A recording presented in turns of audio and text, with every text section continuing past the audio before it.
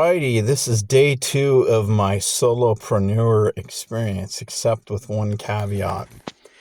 It's been 28 days since the video yesterday was released.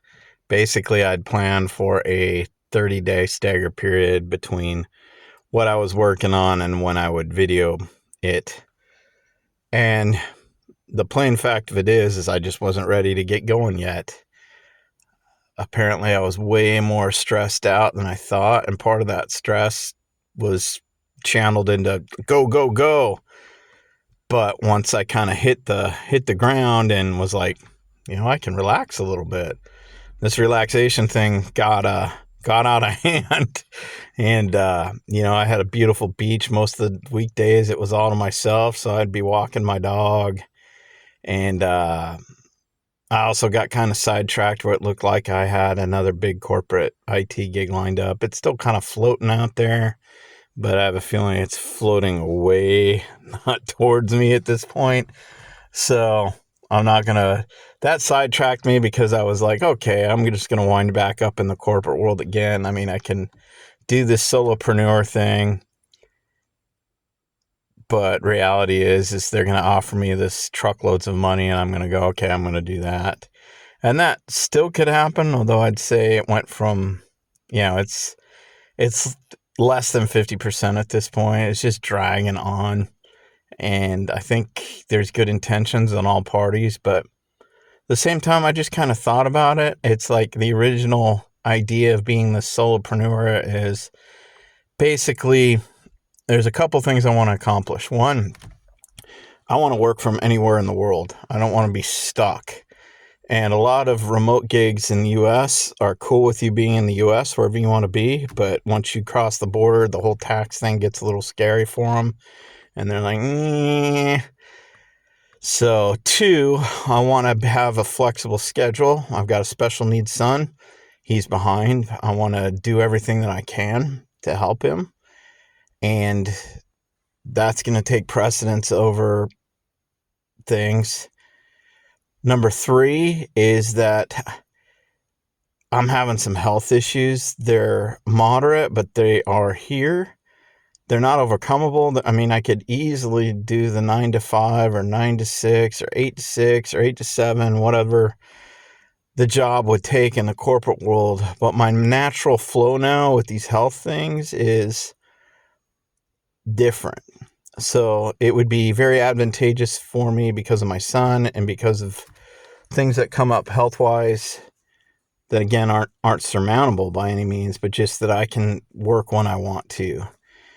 And I also want to stagger it where some weeks I work 20 hours and some weeks I work 70 hours, I want that flexibility. So does everyone that's ever existed that's a worker bee. So I'm not anything special there, but if I can pull it off. And lastly, I kind of want to test out ways of doing things programmatically and philosophically that I want to do and see if it works out how I think it'll work. I think there's ways to move very quickly, like vibe coding with AI is going to be a heavy part of it, but also not building a battle axe to cut a little twig, building the tools for the job. And I also want to do jobs that are more, I can go do critical infrastructure jobs and all that type of stuff, but I think for this, I'd rather do something fun that's not very stressful, where I can just go in and do work that brings people enjoyment, brings me income, win-win, without having to worry about it being heavy. I was laughing. This one guy I was talking to online with some game that I play, and he didn't know I was a software developer or software engineer. So he's talking about how he's a software developer. And I'm like, yeah. And he's like, I like something non-stressful. I'm like, non-stressful? You ever work on like critical infrastructure stuff where, deployment of new code can be pretty nerve-wracking? And he goes in this lecture, but if you do critical infrastructure, there's all these safety checks and all this other stuff. I didn't tell him I was a senior design software engineer that has worked on critical infrastructure, and sometimes all those checks and balances that you think are there are more there in theory than reality, and sometimes doing deployments and stuff are real nail biters, especially coming in new and dealing with a code base that you're not super familiar with that is modular to a certain extent, but you may not be aware of. If you touch module A, it's going to affect something in the background that you have no idea exists.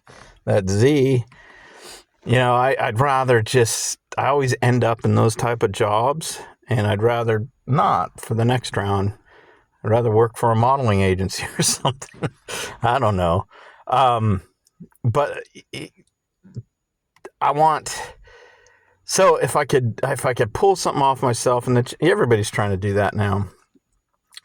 So again, I'm going back to that 3-prong approach, and I am going to still do the solopreneur things. And as I make progress, I'm going to still make these videos. But at the same time, they're going to be, I am going to fire off resumes. And to be honest, I think that's just a dead way to go. I think you've got to put your resume out there and have it just right, so that when recruiters use their AI agents to go through and search for resumes, your resume comes up.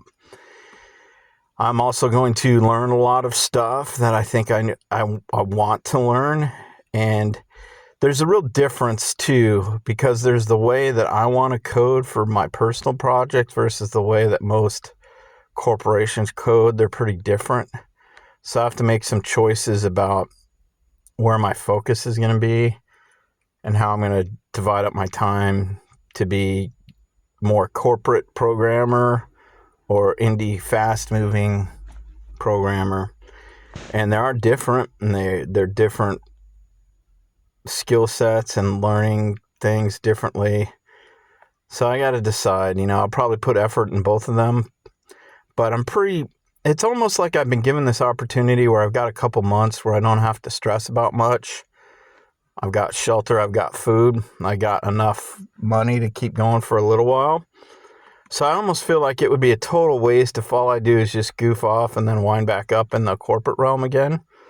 And, if it's a good corporate job, then fine. That's great. Then it was a great use of time. I had a vacation. I could de-stress, pick up a couple things, round off some square edges and learn, become a little better by picking up a few skills and then jumping back in the corporate world and doing that. That's a very safe way to go, a very good way to go for money if you can achieve that. I am worried that there's so many people out of work right now.